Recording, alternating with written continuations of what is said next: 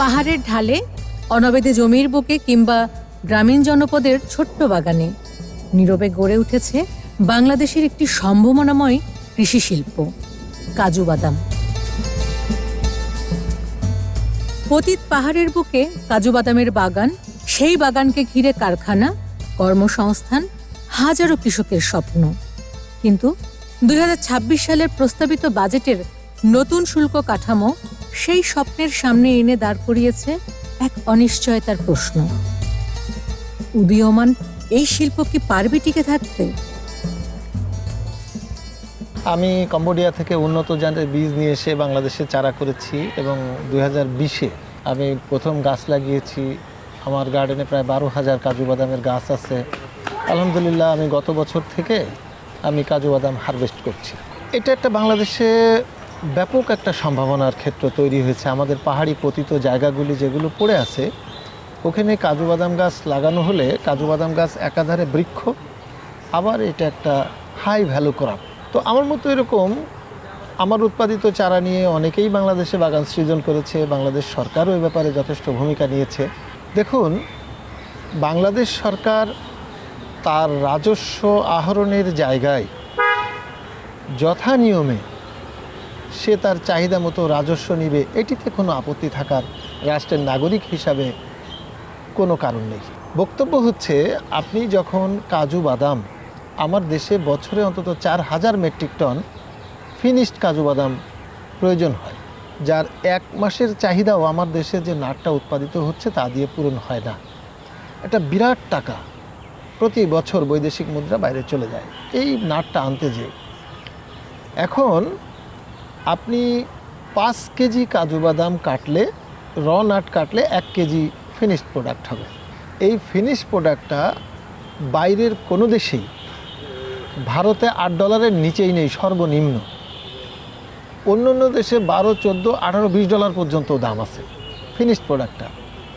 বাংলাদেশ সরকার এটাকে $7 তাদের ভ্যালুয়েশন হিসাবে রাখছে এবং এই $7 উপরে 72% নতুন কর আরোপ করেছে।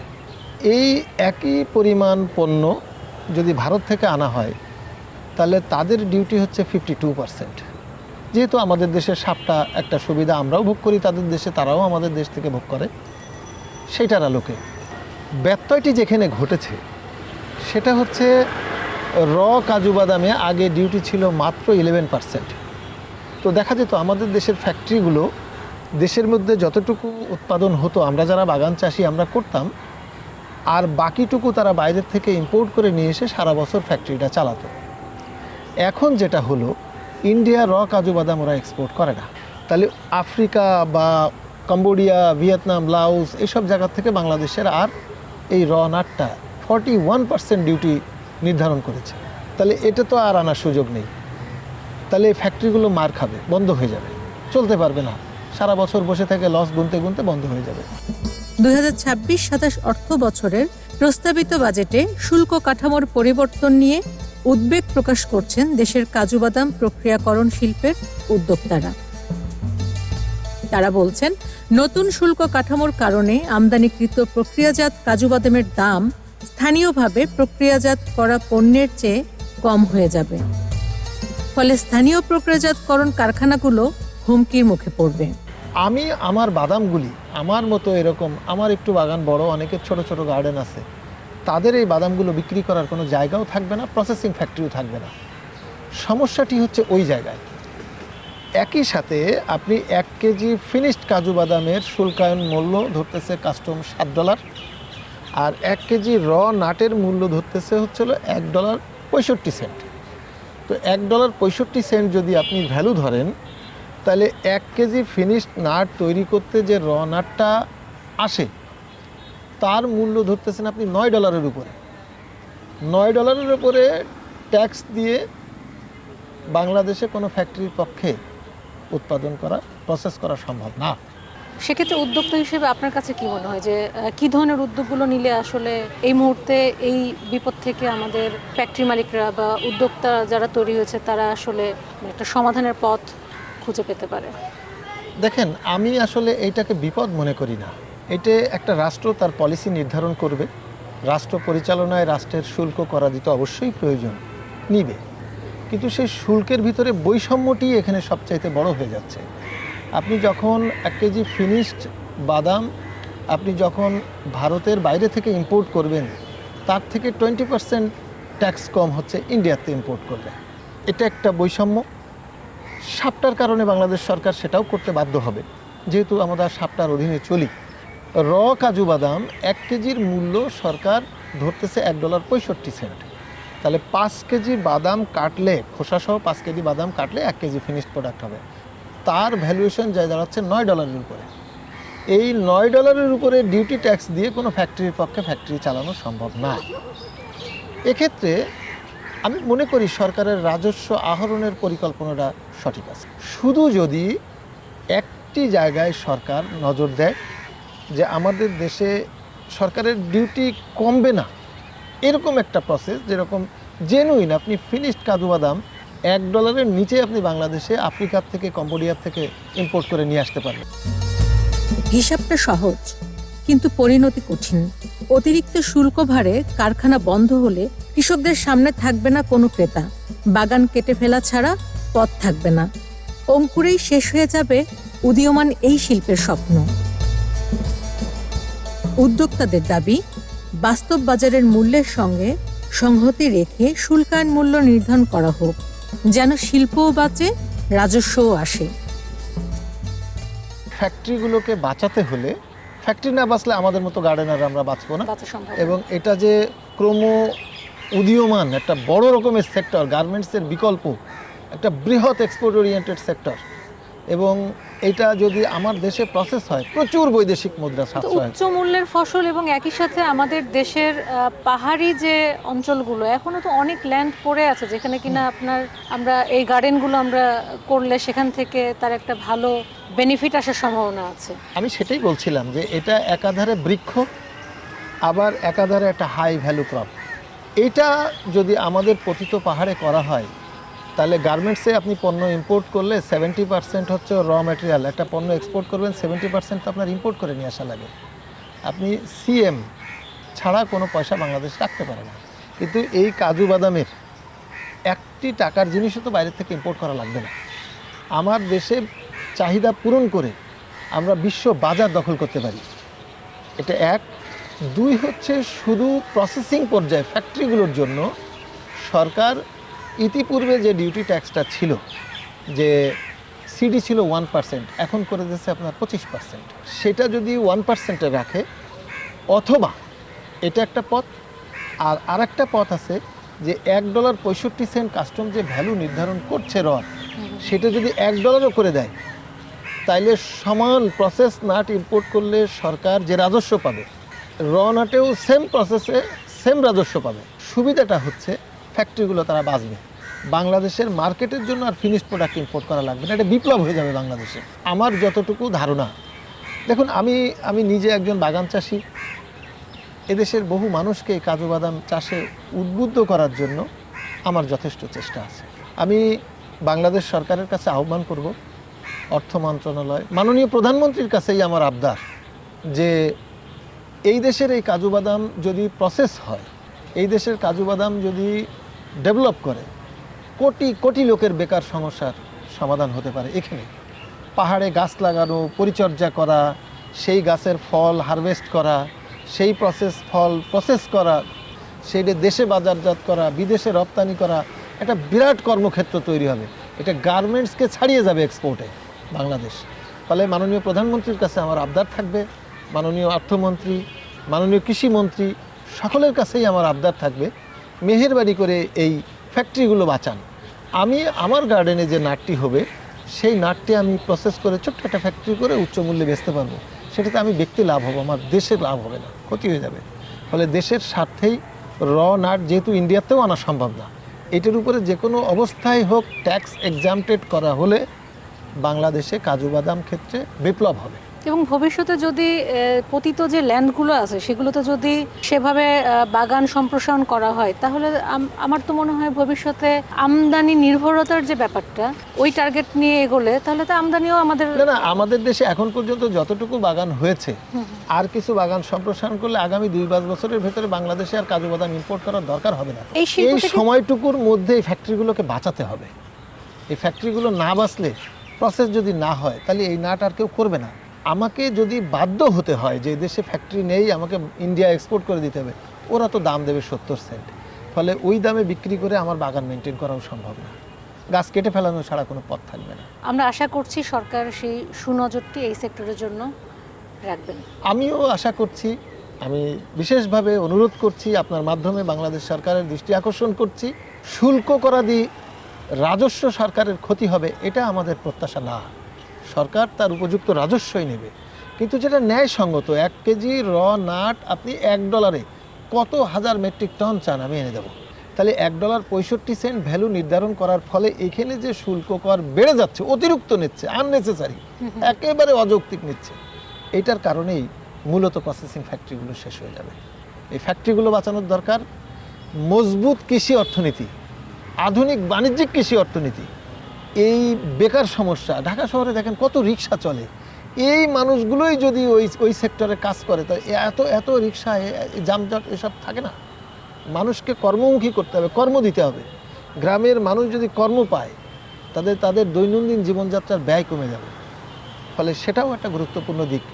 সরকার, মাননীয় প্রধানমন্ত্রী, আমরা তো মানে বিস্ময়ের সাথে লক্ষ্য করছি যে প্রতিটা সেক্টরে মানুষের প্রয়োজন, মানুষের প্রত্যাশার দিকে যেভাবে নজরদারি করছেন, এটা যদি একটু নজরদারিতে দেয়, আমার এই ছোট্ট পরামর্শের মধ্যে দিয়ে রাষ্ট্র বহু দূর এগিয়ে যাবে ইনশাআল্লাহ। পাহাড়ের বুক চিরে গড়ে ওঠে এই শিল্প আজ একটি গুরুত্বপূর্ণ মোড়ে এসে দাঁড়িয়েছে। একদিকে কৃষকের স্বপ্ন, উদ্যোক্তার বিনিয়োগ, হাজারো শ্রমিকের জীবিকা। অন্যদিকে শুল্ক নীতির চাপ, আমদানি ব্যয়ের হিসাব আর টিকে থাকার লড়াই। বর্তমানে যে বাজেট প্রস্তাবনা আমরা জানতে পেরেছি, কাজু বাদাম শিল্পের জন্য এটি আমাদের যে ছোট ক্ষুদ্র ফ্যাক্টরিগুলো থেকে শুরু করে পুরো ইন্ডাস্ট্রির জন্য আমাদের কাছে মনে হয়নি যে এটি সহায়ক হয়ে উঠবে। কেননা এমনিতেই যে রেগুলেটরি বডি যারা আছেন কাস্টমস থেকে, বিদেশ থেকে আমদানি করা যে কাজু বাদাম আসে বাংলাদেশে, বিদেশ থেকে যদি $0.9 বা $1.1 কেনা হয়, সেটি বাংলাদেশে অ্যাসেসমেন্ট করা হয় $1.5 বা $1.6। তো 130 টাকায় বিদেশ থেকে কাজু বাদাম কিনে বাংলাদেশের কাস্টমস যখন অ্যাসেসমেন্ট করে $190 অ্যাসেসমেন্ট, 190 টাকায় অ্যাসেসমেন্ট করে, এটা বাড়তি 60 টাকার একটা বাড়তি চাপে কাস্টম ফি দিতে হয়। দ্বিতীয়ত, বাংলাদেশে যারা আমদানি করে কাজু বাদাম ব্যবসা চালাচ্ছেন, ফিনিশ গুড যারা আমদানি করেন, তারা বিদেশ থেকে $7 প্লাস প্রাইসে আমদানি করেন, প্রায় 6.8 বা প্লাস $7 প্লাসে তারা আমদানি করেন। কিন্তু কাস্টম অ্যাসেসমেন্টে সেটা কখনো কখনো $4 থেকে $6 আমরা দেখতে পাই। এই দুটো রেগুলেটরি বডির চ্যালেঞ্জ আমাদের দেশীয় প্রসেসিংকে খুবই একটা বড় মানে কম্পিটিশনের বাইরেই ঠেলে দেয়। আমাদের যে বর্তমান সরকারের যে বাজেট ঘোষণা করেছেন, সেই বাজেটের মধ্যে কাজু বাদাম নিয়ে যে কথাগুলো বলা আছে, আসলে বেসিক্যালি কাজু বাদাম তো দুইটা ফর্মে আমরা ইম্পোর্ট করি। একটা হলো ফিনিশ প্রোডাক্ট হিসেবে ইম্পোর্ট করি, আর একটা হলো র কেশনাট হিসেবে ইম্পোর্ট করি। র কেশনাট যেটা আমরা ইম্পোর্ট করি, সেটা আমাদের যে প্রসেসিং ফ্যাক্টরিগুলো আছে সেখানে আপনার প্রসেসিংয়ের কাজে ব্যবহৃত হয়, আর ফিনিশ প্রোডাক্ট ডিরেক্ট মার্কেটে চলে যায়। তো এই ক্ষেত্রে শুল্ক আরোপের ক্ষেত্রে যদি ফিনিশ প্রোডাক্টের শুল্কটা বেশি থাকে, র কেশনাট যেটা তার যদি কম থাকে, তাহলে এটা আমাদের দেশের উদ্যোক্তাদের জন্য একটু খুব লাভজনক একটা বিষয় হবে। কেননা 1 কেজি ফিনিশ প্রোডাক্ট পেতে গেলে আমাকে 5 কেজি র মেটেরিয়াল ইউজ করতে হয়, 5 কেজি আরসিএন ইউজ করতে হয়। সো দুইটা ট্যাক্স যদি সমান থাকে বা একটু যদি ডিফারেন্স যদি খুব কম থাকে, তাহলে দেখা যাবে যে আমার ফিনিশড প্রোডাক্টের থেকে র কেশনাটের দামটা বেশি হয়ে যাবে। ওই বেশি দাম দিয়ে র কেশনাট কিনে দেশের বাজারে আসলে কম্পিট করা খুব টাফ হয়ে যাবে, কারণ প্রসেসিং করতে গেলেও তো এর কিছু খরচ আছে। আবার দেশীয় আমাদের যে উৎপাদন, সেটা আস্তে আস্তে বাড়ছে। এটা হয়তো আগামী 5 বছর পর 10,000 টন হবে, কিন্তু এই 5 বছর তো আমার চলতে হবে, আমাদের তো ফ্যাক্টরিগুলো চালাতে হবে। সো এই ক্ষেত্রে বিশেষ করে ফিনিশড কেশনাটের যদি শুল্কটা বেশি হয় এবং রতে যদি কম হয়, তাহলে সেটা আমাদের জন্য খুবই সুবিধা। আচ্ছা, র কেশনাটটা আসলে আমাদের কোথায় থেকে নিয়ে আসা হয় মূলত? র কেশনাট আমরা মেনলি আসে আফ্রিকান কান্ট্রিগুলো থেকে। আচ্ছা, আর ভিয়েতনাম থেকে কিছু আসে। আর পরিমাণটা যদি একটু বলতেন আর কি কি প্রায় পরিমাণ? 800 থেকে 900 টনের মতো আসে প্রতি বছর। বছরে। হ্যাঁ, বছরে। আর ফিনিশড যেটা এটা আসে, ফিনিশটা আসে প্রায় 2500 টনের উপরে। এটা কোথা থেকে আসে? এটা মেইনলি কম্পিউটার ভিয়েতনাম থেকে বেশি আসে, ইন্ডিয়া থেকে কিছু আসে। আচ্ছা, কি পরিমাণে র ক্যাশনাটটা আমাদের প্রতি বছর আমদানি করতে হয়? প্রতি বছর আমাদের যে ফ্যাক্টরিগুলো আছে, বিশেষ করে বড় বড় ফ্যাক্টরিগুলো চাহিদা হিসাব করলে প্রায় 800 থেকে 900 টনের উপরে আমরা র ক্যাশনাট আনি এখন পর্যন্ত। আর যে বাকি যেটা আছে সেটা আমার দেশীয় যে প্রোডাকশন আছে সেটা দিয়ে কিছু কাভার হয়, আর ফিনিশটাই বেশি আসে। ফিনিশ যে প্রোডাক্টটা থাকে আর কি, সেটা আমরা কোথায় থেকে নিয়েছি? ইন্ডিয়া থেকে নাকি আরো অন্য কোনো দেশ থেকে আমরা সংগ্রহ করছি? ফিনিশ প্রোডাক্ট আমাদের ইন্ডিয়া থেকে আসে, মেইনলি আসে ভিয়েতনাম থেকে। ভিয়েতনামে যে ফিনিশ প্রোডাক্ট আছে সেটা আমরা আনি, ইন্ডিয়া থেকেও আমরা আনি। কি পরিমাণে নিয়ে আসি আমরা? ফিনিশ প্রোডাক্টটা প্রায় যে বললাম যে 2200 থেকে 2500 টনের মতো আমাদের পার ইয়ার এভারেজ যেটা চাহিদা থাকে, সেই চাহিদার ম্যাক্সিমাম ওখান থেকে আসে। আচ্ছা, কিন্তু আমাদের দেশেও তো এখন ধরেন অনেক উদ্যোক্তা তৈরি হয়েছে যারা মানে কৃষক থেকে একেবারে ফিনিশড প্রোডাক্ট তৈরি করা পর্যন্ত অনেক উদ্যোক্তা তৈরি হয়েছে আর কি। তো আমাদের দেশে কি পরিমাণে কাজু বাদাম এখন বর্তমানে উৎপাদন হচ্ছে? আমাদের দেশে যদি আপনি র ক্যাশনাটের কথা ধরেন, আমাদের তো সবে শুরু হলো শিল্পটা। পুরাতন যে বাগানগুলো আছে প্লাস আমাদের প্রকল্পের আওতায় বা সরকারিভাবে যে বাগানগুলো স্থাপিত হয়েছে, সেই হিসেবে প্রায় প্রতি বছর অন এভারেজ 2500 থেকে 2800 টনের মতো আমরা ক্যাশনাট পাই। এবং এই প্রোডাকশনটা আসলে আস্তে আস্তে বাড়বে। আমরা আশা করি আগামী 5 বছর মানে 2030 সালের মধ্যে হয়তো আমরা 10,000 টনের মতো পাবো। তাতে করে বাংলাদেশে আমাদের আমদানি নির্ভরতা কমানোর ক্ষেত্রে আরো কতদিন আমরা সময় লাগতে পারে, বা প্রকল্প থেকে আপনাদের পরিকল্পনাটা কি, এই ব্যাপারটা যদি একটু বলতেন।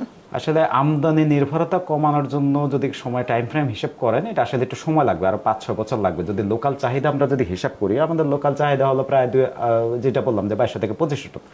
এখন 2200 থেকে 2500 টন নাট পেতে গেলে আমাকে র মেটেরিয়াল লাগবে প্রায় 12,000 টনের মতো। সো 10 থেকে 12,000 টন র মেটেরিয়াল আমার হয়তো আগামী 5 বছর বা 6 বছরের মধ্যে আমরা এটা কভার করতে পারবো, আমরা পেয়ে যাবো আশা করি। এবং আমাদের তো টার্গেট হলো এক্সপোর্ট করা, যেহেতু আমাদের ইন্ডিয়া করতেছে, ভিয়েতনাম করতেছে, তো আমরাও পারবো। পিডি হিসেবে আপনার কাছে কি মনে হয় যে এই সেক্টরটার সম্ভাবনাটা আসলে কতটুকু ভবিষ্যতে? আসলে এই সেক্টরের সম্ভাবনা, আমি তো গত 5 বছর ধরে ক্যাশনাট কফি নিয়ে কাজ করছি, এই সেক্টরের সম্ভাবনা আসলে ব্যাপক। বিশেষ করে আমাদের পার্বত্য অঞ্চল, ওখানে আমাদের যে পরিমাণ জমি পড়ে আছে, সেই জমিগুলোকে যদি আমরা 10% ইউজ করি, তাহলে আমাদের দেশের চাহিদা মেটা বাইরে আমরা পাঠাতে পারবো। এবং ওখানে আপনার যেটা সুবিধা আছে, অনাবাদী যে জমিগুলো আছে যেখানে কোনো কিছু হয় না, সেখানে ক্যাশনাটটা করা যায়, কফি করা যায়। কফি ক্যাশনাট করার অনেকগুলো সুবিধা আছে। এটা স্টোরেজ ক্রপ, এটা কিন্তু সহজে নষ্ট হয় না। আপনি হারভেস্ট করে এটাকে ময়েশ্চার একটু শুকায় 3 দিন 4 দিন শুকায়, এটা বস্তা করে আপনি 6 মাস রেখে দিতে পারবেন, যেটা অন্য ক্রপের ক্ষেত্রে সম্ভব না। যত্ন খুব কম লাগে, খুব বেশি রোগ পোকামাকড়ের আক্রমণও নাই, এবং পাহাড়ের যে পরিবেশ আছে তার সাথে এটা খুব ভালো স্যুট করে। এবং পাহাড়ে আমাদের আগে থেকেই 60-এর দশক থেকেই ক্যাশনাট কফি হতো, এখন আমরা সেটাকে শুধু এক্সপান্ড করতেছি। আর যেহেতু উদ্যোক্তা আছে, চাষি আছে, আমার ভোক্তা আছে, সেহেতু এটা সম্ভাবনা অনেক ব্যাপক। আপনার কাছে কি মনে হয় যে মানে চাষিরা উদ্বুদ্ধ হচ্ছে কিনা বাগান তৈরি করাতে? নতুন চাষি যখন আসলে চাষিদের তো একটা নর্মাল একটা আছে, তাদের একটা হিসাব আছে। যদি আমি লাভ বেশি করি তাহলে এটাতে সে বেশি যায়। একটা বাগান থেকে বছরে যদি 10 মণ হয়, তাহলে সে প্রতি মণ 5,000 হিসেবে 50,000 টাকা সে লাভ করতেছে, উইদাউট এনি তার ইনভেস্ট। তার তো কোনো ইনভেস্ট নাই। বাগানের মতো, এটা তো জঙ্গলি গাছের মতোই বাড়ে। জাস্ট একটু ওই যে যখন হারভেস্টিং হবে তখন জাস্ট একটু জঙ্গলটা পরিষ্কার করে, হারভেস্টিংয়ের সুবিধার জন্য জঙ্গলটা পরিষ্কার করতে হয় নিচের। তো কৃষকের জন্য এটা বেনিফিটেড, বিশেষ করে পার্বত্য অঞ্চলের কৃষকের জন্য সবচেয়ে বেশি বেনিফিটেড। ওখানকার জমির যে ব্যবহার, সেই অনুযায়ী এটা অনেক লাভজনক ফসল। আবার অন্যদিকে তো বোধহয় ভূমিধস রক্ষার ক্ষেত্রেও মাটি মানে আপনার এই গাছটা বোধহয় ভালো, যে কোনো প্ল্যান্টেশনে আমাদের ওই যে পাহাড় যে ধস হয় সেটার জন্য ভালো। আর যেহেতু আমাদের বর্তমান সরকারের একটা টার্গেট আছে 25 কোটি গাছ 5 বছরে রোপণ করবে, সেই হিসেবে ক্যাশনাট যদি আমরা 4-5 কোটি ক্যাশনাট পাহাড়ে লাগাতে পারি, তাহলে আমাদের দেশের জন্য এটা অনেক বেশি সম্ভাবনাময় হবে। রাজস্ব আহরণ, বাজার ব্যবস্থাপনা এবং দেশীয় উৎপাদন সুরক্ষা, এই 3টি বিষয় মাথায় রেখেই সরকার শুল্ক কাঠামো নির্ধারণ করে। এখন দেখার বিষয়, চ্যালেঞ্জ পেরিয়ে বাংলাদেশের কাজু বাদাম শিল্প কতটা শক্ত ভিত্তির উপর দাঁড়িয়ে ভবিষ্যতের দিকে এগিয়ে যেতে পারে। দীপ্ত কৃষিতে এই ছিল আমাদের আজকের আয়োজন। কৃষি বিষয়ে যে কোনো তথ্য জানতে ও জানাতে লিখতে পারেন এই ঠিকানায়। দীপ্ত কৃষি, প্লট 7/A/গ, তেজগাঁও শিল্প এলাকা, ঢাকা 1208। আপনারা চাইলে ইমেল করতে পারেন krishi@dipto.tv এই ঠিকানায়, অথবা ফোন করতে পারেন 0178-768-2832 নম্বরে। শুক্রবার ছাড়া প্রতিদিন সকাল 9টা থেকে বিকেল 5টা পর্যন্ত।